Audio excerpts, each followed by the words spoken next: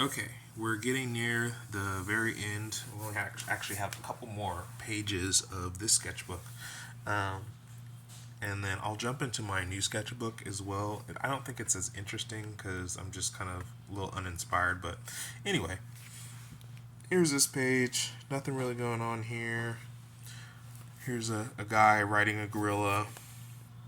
That's pretty cool. Um, Again, I love these little small figures. Okay, so here's this. I guess this would be technically a furry, especially since I drew the genitalia. Um, but I drew this like buff guy, and I just like sometimes I feel inspired and I can just like lay down the lines. I don't need to do any underdrawing or anything like that. And then I was like, oh, let me throw some color on this. So I made him like this blue buff guy. This is watercolor. The paper took this wash pretty well, but I didn't do anything too crazy with it. I don't really know. At this point, I don't really have any concrete idea. I'm just like laying down the color and then maybe like some of the form where it's like turning away from the light. I may add a little bit, something a little darker. I'm trying to add a little bit more color in there. I definitely want to do a video talking about some of the things I've learned about with color, because color, I'm sure for like a lot of people is, as it was for me, is like really difficult. And I feel like after a few years, I'm just now like really starting to get a little bit more comfortable with drawing and with working with color. So here's a little, I don't know what you would call this guy. Like, I don't know, but I like him. For whatever reason, he's like some kind of mouse or furry guy, another furry guy, right? But he's got his little garb on. I really like that. I felt like the watercolors looked pretty cool. I have this character down here. It's supposed to be like some kind of like alien elk creature. I really like that. Um, Again, just playing around. Just playing around. I don't need to actually produce anything good. I just need to play around. Alright. This guy over here kind of looks like Will Smith. Um, but that wasn't intentional. Again, these simple figures. I really like this little thing right here. I don't know why. This came off nicely. Um, this is supposed to be like that character from Game of Thrones, or at least based off that character from Game of Thrones, where like the mother had I can't even remember the names, but the mother had like this child, this older boy who was like still breastfeeding, and so I was like trying to capture like that. I was trying to like capture that. It's not the best, but it was kind of fun and funny. Here's like the little boy like hiding behind her. She's got her breast out. Um, just thinking of little stories to go along with this. I really like this hand down here. This is supposed to be the hand on the back of the boy's head. It's just like, oh my goodness, like a horrible influence of a mother, like just a total Oedipal mother. Um, Here, like a lot of my drawings, this is my son. This is a bad drawing of a baby, but he was going around just like bashing things. So, kind of made a little bam bam of him. Baby's neck should not be this long. And we were joking that he's like a little caveman, so I gave him like the big heavy brow. Um, but you can see other iterations trying to kind of find the form, find what works. This was supposed to be this is this is supposed to be like a big mama. This is supposed to be like some black woman that just like blew up after she had kids. This is Big Mama been put on this earth for you, boy, nothing else but for you. And I was like, okay, my wife was like, she just looks sad, right? She doesn't look like a warm Big Mama. But then here's a better version, like just again the iteration. Um, and then this is kind of based off the character from Spawn, the grandmother from Spawn, or Spawn's, I guess it's Spawn's mother. This is like this kind of morbidly obese, but like genteel black woman. Okay, so here's the last page of the sketchbook. Nothing too special here. Here's a dream that I had that I conveyed to my wife to her dismay about this large woman who was trying to offer herself to me. Uh, again, inappropriate.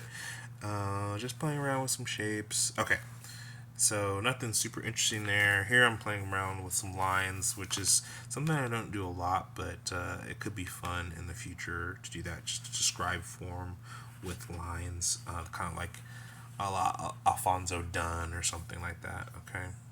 All right. So we have a few more minutes here before this gets too long. So here is my newest sketchbook. Okay. Of course, first page you want to draw something kind of interesting, right? So I drew this giant baby rampaging through a city, and again, iteration, doing it again and again until I get something that I like. And I really like how the colors came off on this. These colors are, very vibrant for just like this headshot, but this is pretty cool. And this is like me kind of getting into the watercolors and being like, okay, how do I make grays? And I made some grays. And how do I do some kind of like reflection of light and add some color and not just make it all flat? So that's cool. Nothing too interesting here. Just like, again, playing around with little figures.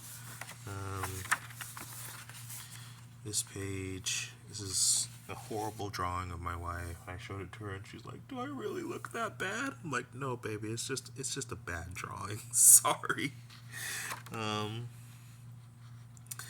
Let's see. Some more figures. Okay, so I learned this from Tim McBurney, this being able to ground your figures. So this is kind of his like foundational build up thing, right? His little stick figures, and then putting the people's feet on the ground so it doesn't kind of look like they're floating. So that was a really good shout out to him. I really like his channel. He talks about things that you don't really see in a lot of art channels in terms of grounding your characters in an environment, subtle things that are really useful that you may not learn unless you get it from somebody, So, okay, another drawing of my wife. This one's a little bit better, but not quite what she looks like either. Here's more attempts with watercolor. This was later on, like I came back and drew on this page. This was just sometimes I'll do, like if there's like white on a page, like I may come back and I may draw on this, like, because it's like, why am I wasting the paper? So this came out muddy. It just doesn't look good, but that's okay. It's perfectly fine.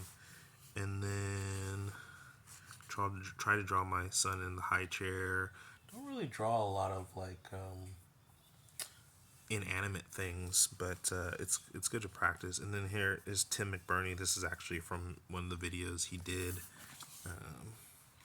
with this character like sitting on a rock. So I just kind of copied that. Trying to draw some three-dimensional shapes. Here's a dwarf character that I tried to do, and I came back and did some watercolor. And again, this moleskin paper, like this is a smaller moleskin than the last one that I had. I wanted something that was a little bit more portable, but it holds up to like a simple wash. It kind of starts to break down if you try to do too much. But one of the things you can do, and I don't have them with me, but there's like those little clamps, those little black clamps you can get, and you can put on the page and it'll keep it taut so that it doesn't buckle as much. So that can be really helpful to use a sketchbook and kind of, or like use watercolor and kind of a normal sketchbook. But you want to make sure that you have the thicker paper, like multimedia at least paper, if not the full like watercolor paper. So this came out pretty interesting. Again, just playing around. The skin tone looks a little bit green, but I'm playing with the shadows. The beard is somewhat interesting. I completely botched this attempt to do like a shiny helmet, but that's okay, right? Just keep on learning. Okay, so here's some pages I was drawing. This is supposed to be like a Socrates character. I did in another sketchbook, my commonplace book. It's not really a sketchbook, but my commonplace book. I did a more finished version of this with ink. And then, so where I'm working, the kids were reading King Arthur, and so I read the story too, and I was really inspired to like do a painting. So here are some thumbnails of them like sitting around the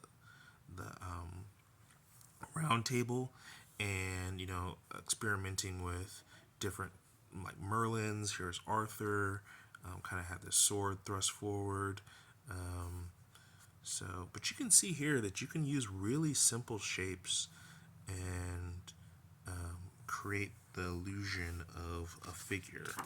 You'll see some more of that. Here's my attempt at Merlin. This is really quite botched.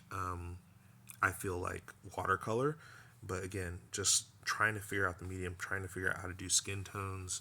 Here's my iterations of Merlin. Here's the first one, the second one. Here I'm not using the Bics. I'm using some other, I can't remember exactly what they're called, but they're not waterproof pens. So I switched back to the Bics in a little bit here. But here's my Lancelot. Here's another version of Arthur. And then I'm playing around with maybe what some of the other silhouettes of the Knights of the Round Table are going to look like. Just iteration. Just do it again. Like, do it quickly the first time. Do it small. Okay, so this page has got some interesting things on here. Here I'm putting some characters in a scene, and I don't know if you can see, but it's kind of like a hillscape in the background, and then I'm putting these characters on a plane. I've got like this centaur guy, which is pretty cool. I was able to do that without reference, which is pretty cool. One of the things is if you get pretty good with human anatomy, you actually see the similarities between human anatomy and other animals. There's actually a lot of shared anatomical structure. So, like for example, like this part of a horse's leg, that's kind of like the bicep, and this part's the tricep, and then this part is kind of like the back and shoulder area. And so they're actually kind of walking on, animals are kind of walking on their the balls of their foot, kind of. So like this is the calf back here, and this is the ankle, and then you have like this long Achilles. Well, this is the Achilles tendon, and this is actually kind of like the foot, and then this part down here is actually like the toes. So it's almost like they're walking around on the ball of their foot toes. So once you understand that structure, you can kind of make humans, but you can also make some somewhat accurate animals as well. Again, just some shapes and figures. Um, Experimenting with the watercolor, just trying to understand how to make strokes and stuff with it. Here's another King Arthur, some unfortunate characters here. That's why I think I'll just refer to these people in the future. Like, oh, they're just unfortunate. Like, oh, they're deformed, or they're beaten, something like that. Okay. Here's some foreshortening that I was trying to do. I hadn't done anything like this in a while. I actually looked through an old sketchbook and I was like, oh, that's pretty good foreshortening. And so I wanted to practice that because I had just been doing kind of like these flat figures for a long time. Again, playing with some gestures really simply. Just simplicity. Simplicity is, if I can make it simple, it's usually better. So looking at playing again with the watercolors, came off really nice here, just fun. Here I'm mixing the secondaries from primaries. If you get your watercolors, I definitely recommend, let me show you the other one. I definitely recommend the split primary. So that means a warm and a cool of each of the three primary colors. So that's 6 colors total. If you have that, you can basically mix whatever you want from that. So, and I like that instead of having like a huge palette of like 40 different colors or whatever. So again, here, just playing around. Here's my attempt at like using watercolor like it's opaque. So like, didn't really turn out that great, but I was thinking, oh, maybe you can like just use watercolor as like an opaque medium, and you can kind of, but it's better probably just to get some gouache, right? So again, thumbnails of the King Arthur scene, playing around with the colors some more. Here's like a little figure down here, playing with some figures. Nothing really on that scene, just making some colors. Another thumbnail. I really liked how this one came out. This is probably going to be close to the final design. Again, just doing some monochromatic things with the watercolor. More watercolor. I would say that this sketchbook's not quite as interesting at this point, just because it's a lot of experimentation and like a little bit of a lack of inspiration. Like the other one was really focused on that graphic novel, but then I like I like this dog guy. This is pretty good with watercolor. The only thing that I would have done differently, at least at this time, is one of the things I learned, and this is so cool with watercolor or with color in general, is that you have the three primaries of yellow, red, and blue, and their natural values get darker in that order. So yellow is the lightest, red is a mid-tone, and blue is your dark tone. And so if you know that, you can use that for your highlights and your shadows and your midtones.